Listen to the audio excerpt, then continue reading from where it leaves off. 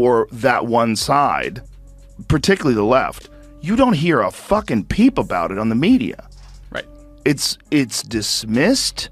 It's like, you know, they'll talk about it like someone said someone talked about the Hunter Biden laptop and said it was like half fake.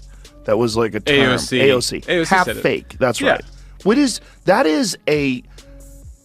That is such a horrible violation of the trust that the people who elected you. Joe Rogan and Megyn Kelly expose AOC's dark secret on live TV. Those words alone fired up the internet, but what if the real revelation isn't about Alexandria Ocasio-Cortez at all? Imagine a political stage where applause counts more than accuracy, where viral outrage can raise more money than a balanced budget, and where every comment is optimized for likes before legislation. That, according to Rogan and Kelly, is the hidden engine powering AOC's meteoric rise. Tonight, we peel back the glossy layers and follow the sparks all the way to their source. It began with her boldest promise yet, the Green New Deal, a $1 trillion climate moonshot wrapped in bullet point optimism. On paper, it pledged to slash emissions, revive industry, and guarantee economic security even for those unwilling to work. In practice, critics said, it was a non-binding resolution with no legal teeth and a price tag big enough to short-circuit the calculators at the Congressional Budget Office. Rogan laughed on air, calling it climate cosplay. Kelly, with her surgical tone, called it a fever dream scrawled on a brunch napkin. Supporters cheered the ambition. Analysts begged for spreadsheets. The contrast was electric, and outrage was only warming up. The real phenomenon was Brand AOC, a social media juggernaut blending Bronx-born grit with influencer polish. She live streams kitchen sink Q&As, swaps policy sheets for viral sound bites, and drops tax the rich hoodies that sell out faster than limited edition sneakers. Each controversy fuels the algorithm. Pronounce Latina with theatrical flair to rile skeptics, then clap back on X to thrill fans. Kelly calls it designer authenticity, adorning socialist slogans with premium price tags. Rogan needles the accent switches and the luxury apartment views, yet the follower count only climbs because style is the new substance and algorithms never ask tough questions. Then came the impeachment crusade that turned the spotlight white hot. When former President Trump ordered a late-night drone strike, AOC thundered onto social feeds demanding impeachment before sunrise. Constitutional scholars were still parsing Article 2 when her post cracked 1 million impressions. Here's the thing. First of all, you've got incompetent use of funds. Like, where does the money go? Exactly. All our taxes, where does it go? This idea that if you tax the rich, that all of a sudden all the problems will stop existing. That is so silly. You still have incompetent people that are distributing the money. They'll just create more jobs. There'll be more red tape. And we get more in debt. Yeah. What we got to do is figure out a real plan for engineering our civilization. Rogan quipped that watching AOC litigate international law felt like watching a raccoon solving a Rubik's Cube. Earnest, energetic, and nowhere near the final picture. Kelly spotted a recurring formula: moral absolutism, emotional crescendo, viral domination. Every week delivered a fresh villain and a fresh performance. Yet the loudest thunderclap landed on the economy itself. AOC's proposal to slap a 70% tax on earnings above $10 million sounded decisive, almost cinematic. Data, however, proved messier. Economists warned that soaking billionaires wouldn't finance even half her wish list once loopholes, flight capital, and old-fashioned inefficiency took their bite. Rogan pointed to the irony: a self-described socialist who markets $60 sweatshirts, broadcasts from a luxury high-rise, and collects grassroots donations with influencer flair. Supporters insisted that ends justify means. Skeptics rolled out balance sheets. The contradictions sharpened further at the southern border. Asked about record crossings, AOC waved away the phrase border crisis and declared an imperialism crisis, a climate crisis, a trade crisis. The line went viral, but policy analysts squinted at the data. Migrants cited violence and economic collapse far more often than rising temperatures. Kelly warned that reframing emergencies by emotion doesn't solve them. Rogan joked that somewhere an exhausted statistician was sobbing into a spreadsheet. None of this drama slowed her momentum, because spectacle turned out to be the point. Kelly's phrase, designer outrage, captures how AOC converts blowback into branding. Into her fake Latina accent. Twitter right now. Oh man, the girls are fighting, aren't they? She's above it all, Ben. That's what she's trying to telegraph. You see, she's the adult in the room. I think this breakup we've been seeing a long time coming, but we'll see what the impacts are. And she's the adult in the A negative headline becomes a fundraising email. A tough hearing morphs into an Instagram reel set to triumphant music. Reports claim junior staffers scramble to feed the content beast, drafting clapbacks while policy memos gather dust. Rogan calls it politics as improv theater. No script, just vibes. If a live stream tears up, donations roll in. That brings us to the so-called dark secret. Beneath the fiery speeches and viral zingers lies a calculation. In 21st century politics, emotions pay better than evidence. AOC proves it.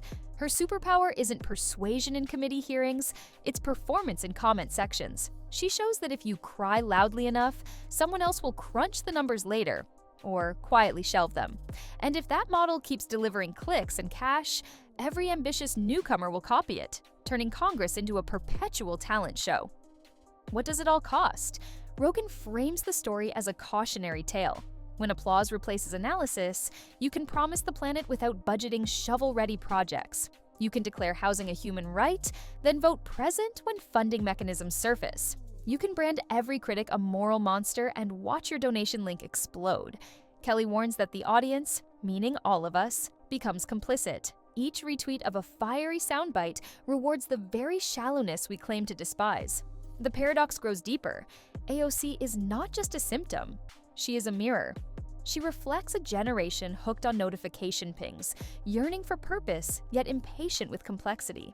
President, he 100% was within his constitutional authority and his congressionally authorized authority to do what he did on Saturday. Okay, but as for whether it's a good idea, that's a debate we should be having.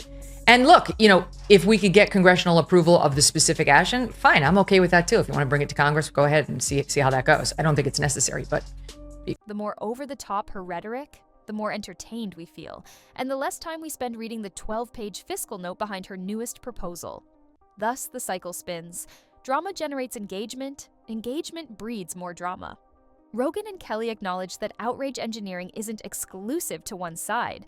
On the right, grievance machines churn nightly. On the left, identity pageantry elevates every disagreement to heresy. AOC stands at the intersection, progressive ideals delivered with influencer flair. She live streams frustration like a fashion statement, and the applause is thunderous. If governance comes second to brand management, policy itself begins to warp under the weight of hashtags. Kelly revisits the biography. The bartender to Congress narrative felt cinematic, but childhood in affluent Westchester complicates the underdog script. Critics say she amplifies the Bronx backdrop for street cred. Supporters counter that zip codes don't negate identity. The debate shows how authenticity has become a commodity, its value measured in narrative clicks. Rogan circles back to the Green New Deal, imagining it bundled with a tote bag and bumper sticker reading, "I tried to save the world, but the math didn't add up." It's a joke, yet a warning.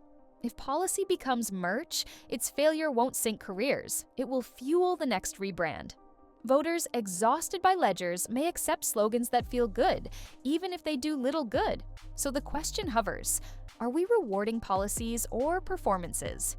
AOC thrives because the arena rewards her skills: quick wit, camera intuition, emotional resonance. You got to start from a place. Put it like this. I don't know if you heard of this Green Deal where they want to take 70% of anyone that makes over $10 million, 70% of their income. That's hilarious. That's hilarious. Good luck. It's the dumbest thing ever. That's AOC, right? Is that her idea? It's the dumbest thing ever. Right? I don't mean, I wasn't calling her. I said that. I like her. I was saying good luck as a expression. Yes. She can turn a subcommittee hearing into a cinematic confrontation, a funding formula into a 5-second meme. In that context, mastery of legislative arcana feels almost antique. Yet hope lingers. The same audience that fuels spectacle can demand substance, if we choose.